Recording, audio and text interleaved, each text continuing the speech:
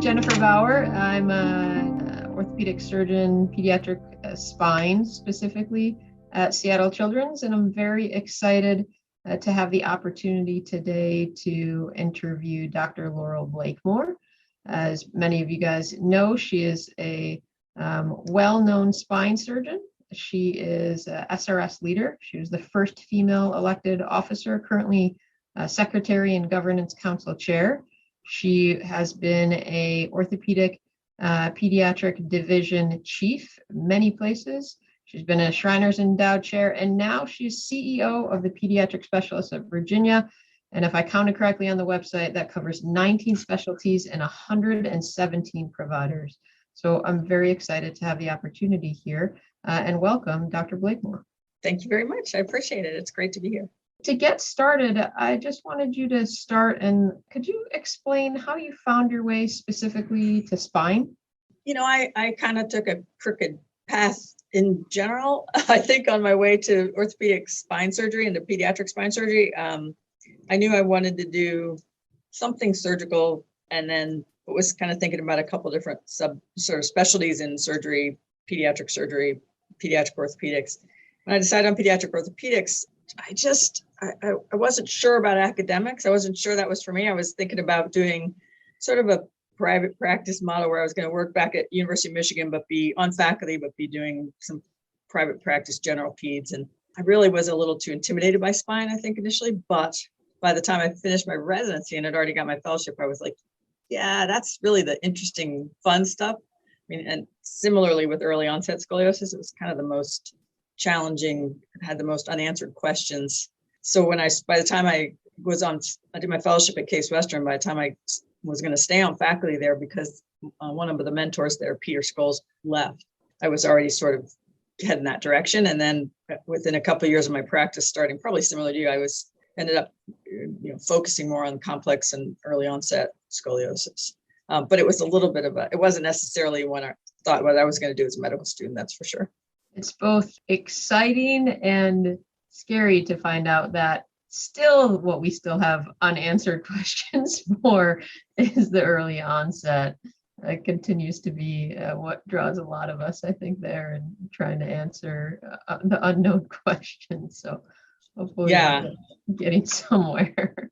Yeah, I just put a talk about, kind of updated a talk on early onset, and it's almost embarrassing. On the one hand, we're trying really hard, I think, in the last 20 years to get better data. It's really, there's so much that seems very basic when you stop and ask yourself the question that we don't quite understand, like how come a lot of the spine growth is done by the time you're 10, but the chest grows, another 50% before you're done growing. I mean, why?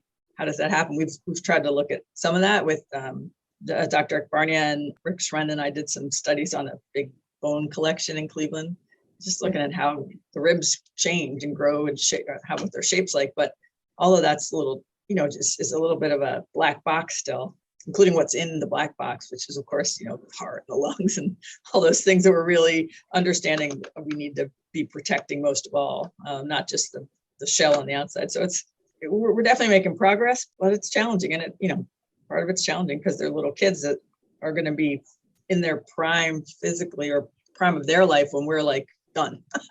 We're going to be long gone. So it takes a long time to see how things go. Yeah, inspiration for all of us to continue to keep searching for those answers to those questions.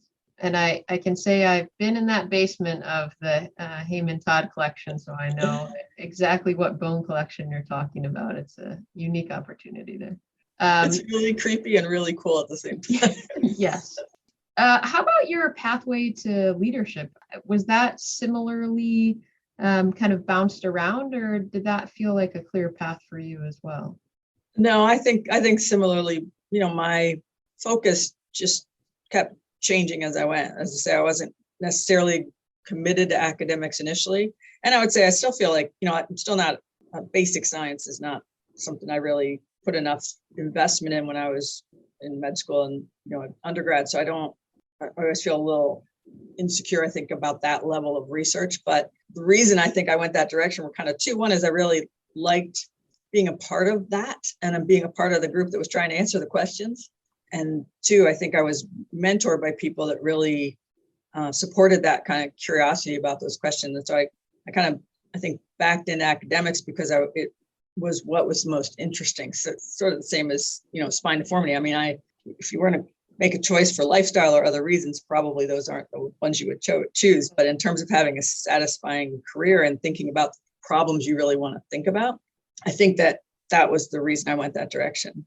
That worked out great, but it was not not like I planned it out on paper, in medical school. I just kind of kept going that direction and had good leadership, good mentorship to go that direction.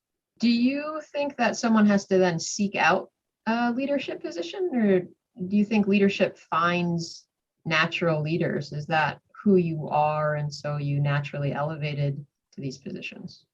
Both. I think that there are some skills you bring to the table probably when you come in, and so so some of those you may just bring with you.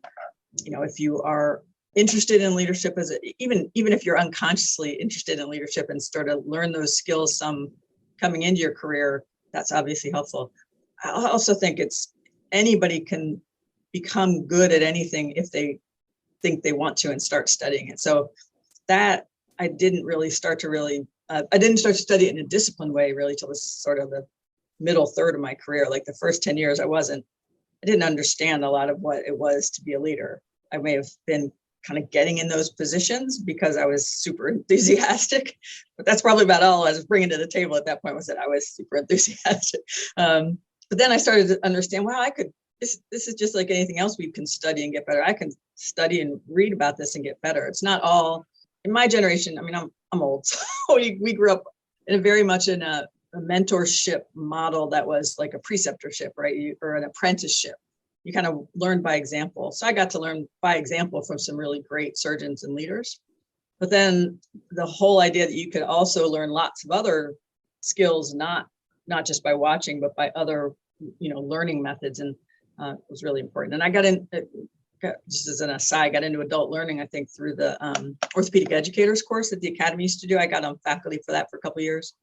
And just, that was really eye-opening, was like learning about how adult learners learn and how residents learn, and finding out all the things I was doing not as well as I could be as a teacher, as a instructor for residents. And it wasn't just all about apprenticeship. That was like my really mind-altering concept for me to start understanding that.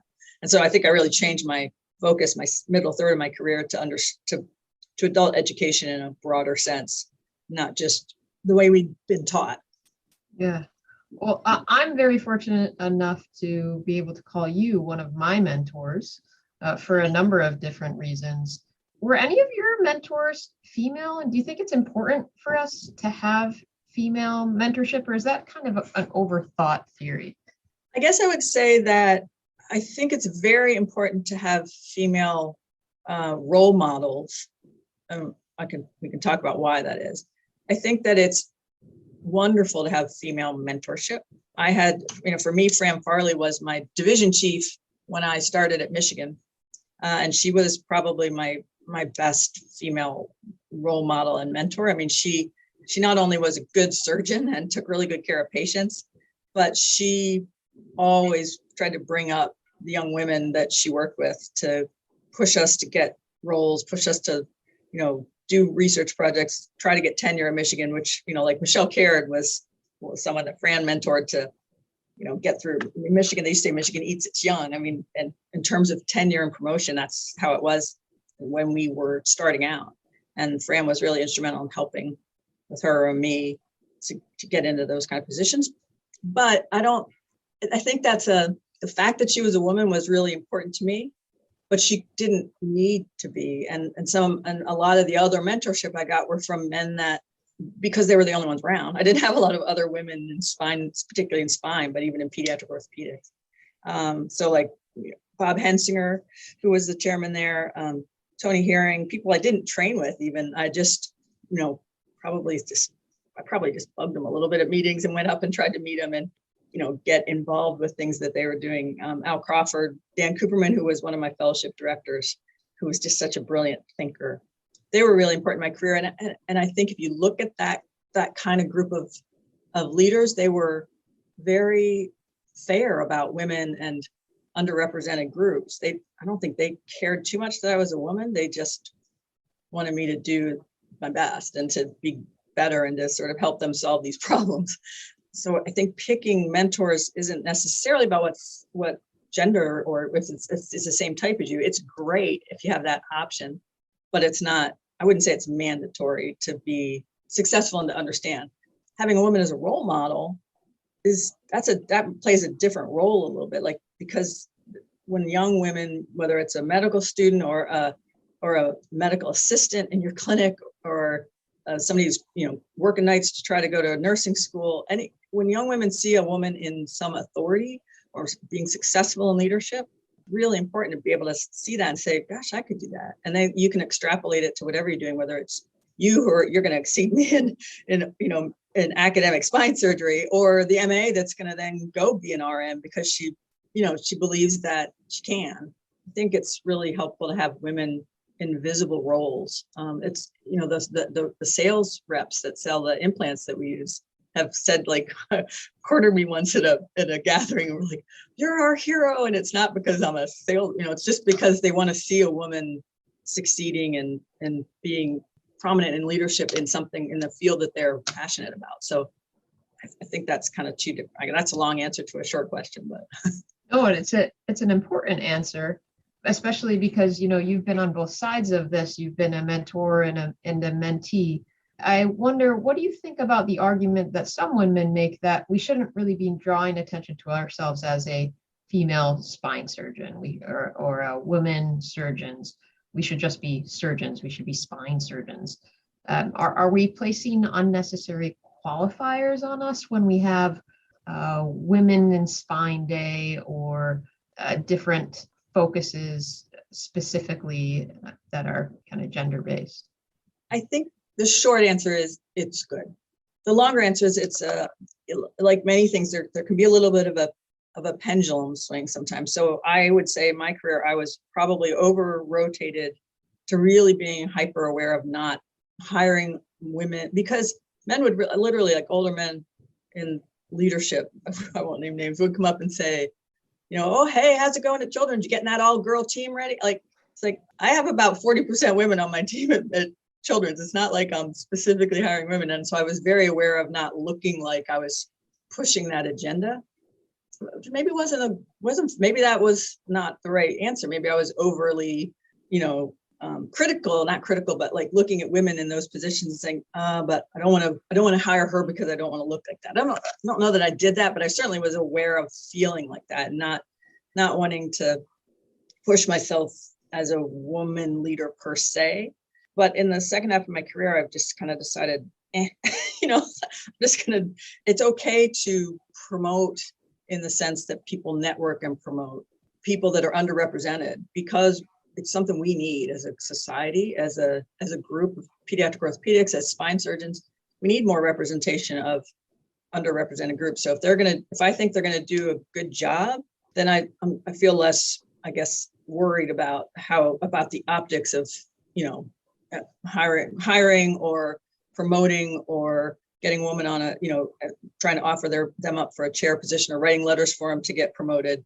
I think that that's all okay. I think it could be done not that well too. It's a little bit unfair, it may be unfair, but there's certainly, you can get some pushback if you make it too much about what's been unfair, although there's plenty that's been unfair, and not enough about what the important goals are. I've seen women's leadership groups done in ways that made me feel like we weren't being effective enough and really or focused enough on the goal line.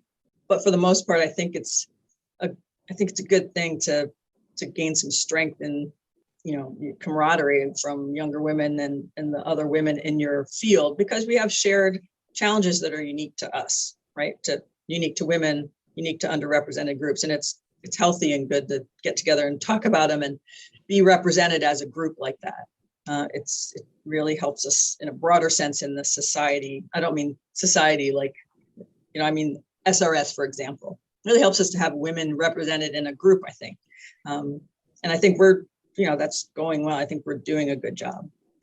Do you feel now, as a CEO of a huge physicians group and on the board at SRS. Do you feel acutely aware of your position as a minority within these leadership ranks where you've achieved? It depends on the group, I'd say. And in full disclosure, so I came off in the fall of the SRS secretary position. So I'm not right now on the board. But I think in groups like that, where you're one woman in 20, or one of two women in 20 or 30, you from time to time kind of look around and go, and you notice. There are other leadership positions. I think in medical administration, I'm looked at with more suspicion because I'm a surgeon, and surgeons have tended to be a little brusque and maybe not have super good people skills always. That's the reputation. So they expect you to be combative a little bit. And that's more the bias against me, I would say, in administration than the fact that I'm a woman. Although there aren't that many women CEOs. And even though I'm a relatively small, it's not like a whole health system, but there still need more. If you look nationally, in general, women are underrepresented in the C-suite.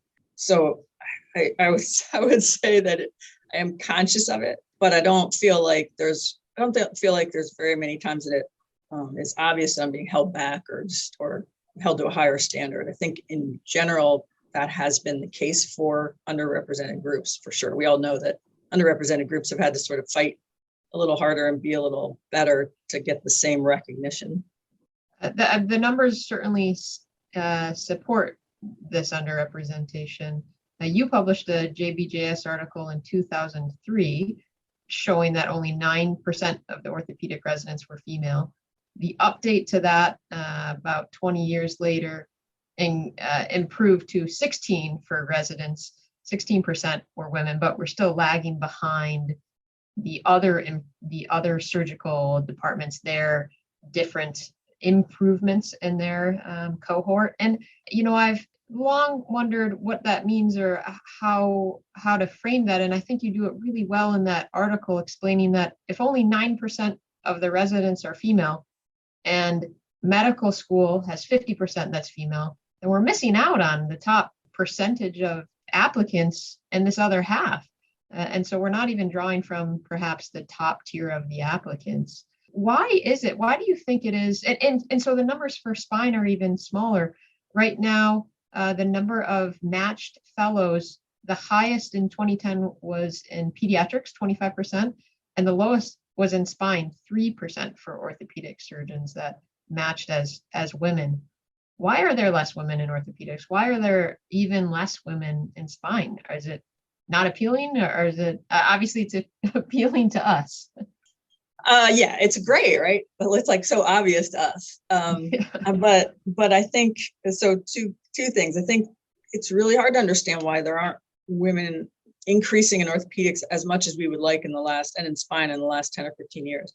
You'd be naive, I think, to say that it's not, because there is some out there still discrimination and bias that affects younger women as they're going through their training, that makes them go, I'm not gonna put up with that. Why would I fight that fight? And that's fine. But those are the barriers we need to try to get rid of. And that's not just perception. I think the days it was a cop out to say, oh, well, there's just this perception that it's too physically hard or that the cases are too long. Well, it is a little physically hard and the cases are long. I don't think that explains why we are not recruiting in the numbers that we would like.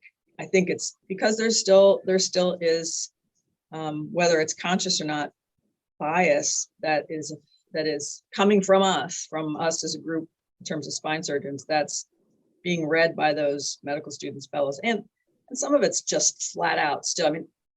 We're a little bit sheltered because we tend to work with people at SRS in leadership that are all really supportive of diversity, but I still talk to medical students that say, oh yeah, my advisor told me there's no way I can go into orthopedics because I'm a girl. I'm not strong enough, whatever. Stuff like that. Do you think went out circa 1970 is still being said to young women trying to get in, decide what they want to do?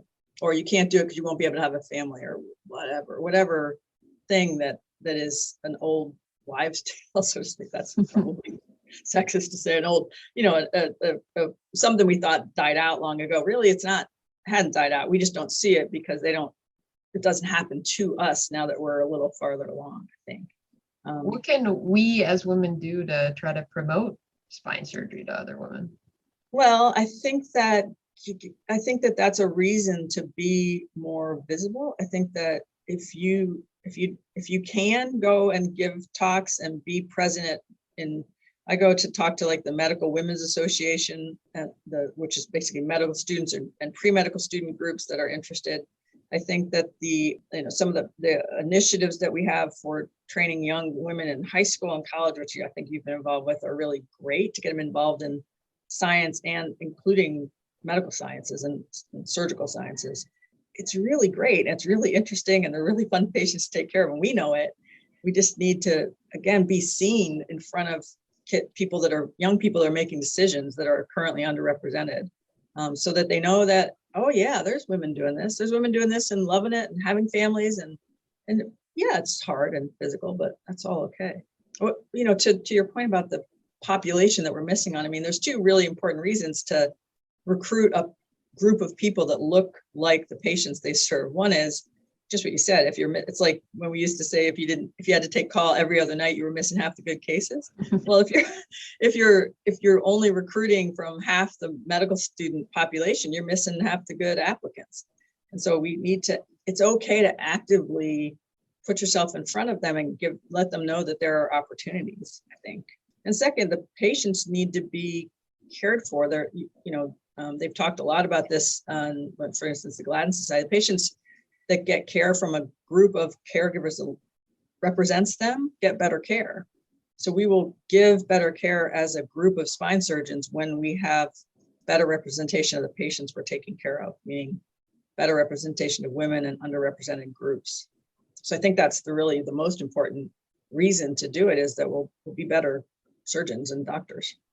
You've also been in charge of the diversity task force for SRS. So I know that you're walking the walk and talking the talk at the same time. So this is clearly something that's of a strong interest and passion that you have. What would you advise to someone else who feels a similar passion towards making sure increased female representation, but the same for racial and ethnic minority representation in the field?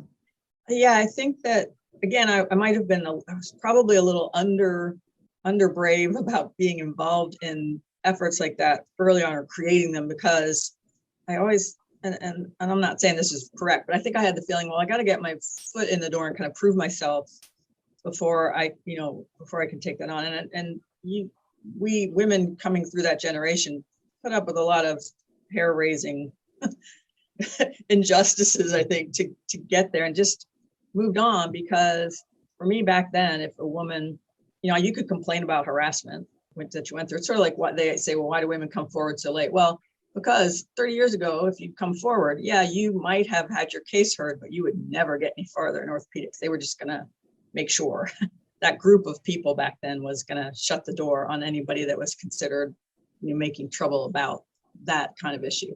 Now, I think it's, part of why I'm really excited that there are more women and underrepresented surgeons in spine, is that now if that happens, people can come to us or me and we can do something about it. And I think the leadership in general wants to do something about any instances like that. There I think, thankfully, much fewer and farther between. But I think that being in leadership like that, being on diversity task force, putting yourself out there and saying, we're available to talk about this, we're available to hear your concerns, we're going to push some initiatives forward. So like the DEI task force, which is, I co-chair with Serena, who's our first president-elect for SRS, which is very exciting. We have a lot of different initiatives, kind of things in the fire, like just basically trying to educate the entire society about unconscious bias, why diversity is important, things, how they can improve diversity in their groups and in their universities and things like that. So I think all these little steps are kind of moving the ball forward in terms of getting to our goals. And our goals are just what we said. Our goals are that we as spine surgeons, as deformity surgeons, represent the population better. I think in my position, owe a debt of gratitude to people like you and Dr. Sue, because it's true, having you up there normalizes the experience for me. And I can say that, within the SRS, I've never felt uncomfortable with my interactions, and am certainly very grateful for my membership and all of the mentors that I've had with it. But I haven't had to go through the same things to get us to there that you guys have on our behalf. And so again, we owe you guys a lot of gratitude. That is great. As I say, part of why we wanted to do this, a little bit of why we wanted to do leadership, I think, is so that it would be easier for the next generation to just be, taken for what they are as surgeons and doctors and leaders. There's a really great book that actually Bob Hensinger had me read as a resident called Hardball for Women. And it talked we've talked about a lot of great things about the glass ceiling and things, but also that, the first of a something in a group is like a token. When you're a token, you really are pushing a big rock uphill. I mean, you're going to take a lot of grief getting there, but then a few more come. And then if it's sort of a minority, those people are going to be more likely be judged on their performance than the token. The token's going to be looked at like as the representation of all of their type, so if they fail or falter, it's going to be, see, we shouldn't have taken a woman or whatever. That happens less as a minority. You start to just get judged on what your skill, what your real value is. And then when you kind of get past the minority into more reasonable representation, more representative of the group that we all came from, which in this case is 50-50, which would be great. Then you're just being judged on your performance. And people no longer think about it, which I think is a little bit like in leadership in my group, because it's a pediatric group. I was a CEO. I've got a whole C-suite full of women. I've got like 2 guys that are directors, and the rest of the directors are women, because a lot of them have come up through the general pediatrics ranks. So I don't look weird as a woman. I mean, it's totally normal that there's a woman boss in that setting. And we should hopefully get to the point where when there's a woman SRS president, that's totally normal, or another underrepresented minority, a gay or transgender, or an underrepresented ethnic minority, then it should just be normal. And they shouldn't look the next year and say, we can't take this person because we just took one like that. You should just start to be judged. And that sounds a little pie in the sky, but I think you really can get to that point, but it just takes moving the needle every year and making a little progress every year. You can't just snap your fingers and have it be all the way you feel like it should be.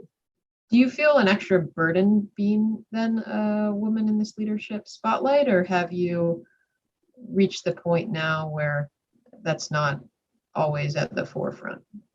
I don't think so. I think that there's been many times that I've been considered for a role, in part because I was a woman, whether I like it or not, because I was just like, I'm sure I've gotten positions because I was not another underrepresented minority. I've also probably been considered for roles because I was a woman. But I've also been, that's okay for now. I mean, there's a lot of things that aren't ideally fair, but I've also for sure not gotten things because I was a woman or not been considered. And the subtle sort of microaggressions that we all face in our lives, and many of us, probably you, because you work really hard and you're really good, you're probably a little oblivious to it. I am to some extent, but sometimes if you really sit down and think about what people have said to you or what's happened to you, you go, wow, that's still a thing. I mean, there's for sure still lots of progress to be made, just in people thinking in a way that's more fair for women and underrepresented groups. It's not like we're there yet. Yeah. But we're trying. But I think the SRS has really made a significant investment through the DEI task force, through these podcasts. I mean, in trying to address what is an obvious and longstanding inequity in SRS and spine care in general. They need to work on it. We know we need to work on it, I think. And so these are the ways we're doing it. And I feel like it's something that on one hand, we should be really proud of because it's been supported by leadership for the past few years. On the other hand, we understand that we're not I don't think the leadership's naive that there's a long way to go. And just, you don't have to look very far to see the numbers in SRS and understand that we have a long way to go. I think this has given me a lot of things to think about, but also so much hope, actually, and excitement for the future. And again, gratitude to you and everything that you and people like you have done for allowing me to sit in this chair, and maybe a little bit of an easier path than you had. I just wanted to kind of wrap up with a two-part advice question then, so that everybody listening can get all of your sage advice here. The first one is, what advice would you give to a female trainee who might be considering spine surgery? Well, first, let me say that I am also super excited because when I think about, I feel like we've hit a critical mass. When I think about all the outstanding, women that are sort of young, mid-level career spine surgeons like you and Lindsay Andrus and Noelle Larson and, Amy McIntosh, and there's more, and I won't go through the whole list, but it's really, that's super exciting to me. Like, I think I underestimated early in my career how great that is and how great I would feel about that. Like, I do feel like I've helped in some way, and that makes me super happy. I think that if a young woman is thinking about spine surgery, I would tell her absolutely all the great things about it. It's great to take care of those kind of patients. In pediatrics, at least, I don't have experience in adults, but it's really wonderful. It's really hard. You just have to, if you're the kind of person that likes to go in an area that's unsolved, we've sort of got degen fusions and short segment fusions down pat, right? But early onset is still a really difficult question. Even just other aspects of pediatric deformity aren't exactly like a done deal. Tethering is a great example. We don't quite understand the best applications. So if you like that, you absolutely should go for it. Don't let anybody tell you that you can't have a family, or you can't. Don't let anybody say can't, basically. You can.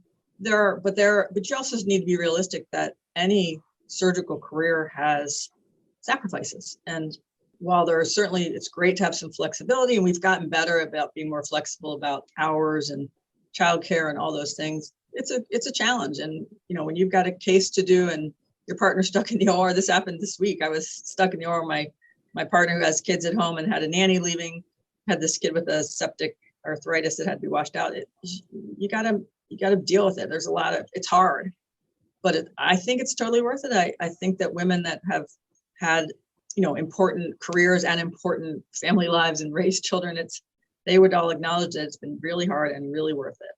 So I think anyone that's interested in it, I would absolutely tell them to move forward. Now, moving forward means it's great to find mentors that you like. You can find female mentors. I hope now you can find male mentors. But don't let people tell you can't because of any of the reasons that unfortunately are still being told to young women, unless it's because you are really have some really insurmountable obstacle that I can't even think of. That's a reason that you should go into a different area of orthopedic care. And then what advice would you give to someone like me, sort of early career female spine surgeon, that might aspire to the same level of leaderships that you've attained? Oh, I think you guys will exceed us, my generation, and for me for sure. And I think that you're better at keeping the balls in the air a little bit. Like I think you have been really good about understanding the value of collaborative research. And I think one thing again that I probably underemphasized in my early career was how the importance of study group research or research with other people, just to increase your strength in numbers. I mean, getting involved at that level and delivering early in your career at that level gives you huge cachet to go forward. So if you can get involved with those studies, I mean, sometimes there's a little bit of a wait line, so to speak, to get into a study group where you're interested. But if you can get in and deliver on some of those bigger studies, the numbers can get pretty powerful. It's data dependent, obviously, depending on the quality of the database. And that just gives you all sorts of ideas. You get to go talk to these super smart people once or twice a year and get these ideas about what you could look at and what questions you could answer, and it just kind of snowballs. So I think keeping that in the air is one important thing. And then I think from leadership standpoint, you just have to sit down every week and think, what's the question to ask to get to that next level? Meaning, is there a committee that I think would be interesting that I could work on? Is there a scholarship that they're offering, a traveling fellowship that they're offering that Dr. Blakemore could, write a letter for him, put me up for? And you might have to do that a couple of times.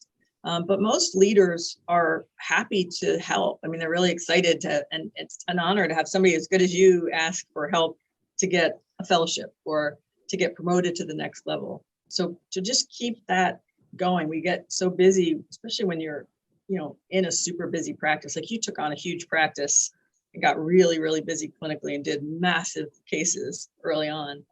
That's unbelievable, but also it's the best you can keep that other stuff going, keep asking those questions. What can I do to get further in leadership, to understand leadership better? I don't think you need like a master's. I mean, there's a lot of people getting MBAs and stuff. That's all great. I don't know that you need that. And I think the last thing I would say is if you're planning your career, make sure that you have an exit strategy. My husband, who's a nurse, talks about this a lot because he left his career sort of at the peak of his career, but he had a real plan. And what you don't want to do is just sort of get pushed along, carried along with the momentum of your career, and then get to the end and go, shoot, my back hurts and I can't do an 8-hour spine anymore. What am I going to do? If you think you're interested in leadership in a broader sense, in terms of health administration or healthcare, make sure you are building those skills along the way as well. And whether that's education skills or leadership or business skills, keep that going so that you kind of have a plan so that you've at least got the option to diversify your career at whatever point you think is appropriate, whether it's 45 or 55. But don't just kind of get carried along and swept along until you're physically it starts to get hard, but then that's all you're good at because that's all you've done. I think that's really important, and I see it happen over and over with surgeons that are getting into the sort of latter third or quarter of their career and just have to keep going because that's what they do. Yeah. Well, wonderful advice. I've really enjoyed this opportunity to talk to you more. I always enjoy my opportunities to get to talk to you more. I feel like I was able to get my own mentorship session out of this meeting, but I know everybody else who has the opportunity to listen to this will feel the same way. Thank you so much for your time that you give to us this morning to talk, but also, again, everything that you're doing to advance women in the field of orthopedics, spine, and leadership, hospital leadership in general. We're all very much looking up to you and hope to also make you proud of us someday. I'm already so proud of you guys. It's really an honor to do this. Thank you, Jen. Awesome. Thank you. The Scoliosis Research Society is a nonprofit professional organization made up of physicians and allied health personnel. Their primary focus is on providing continuing medical education for healthcare professionals and on funding and supporting research in spinal deformities. Please visit srs.org for further information.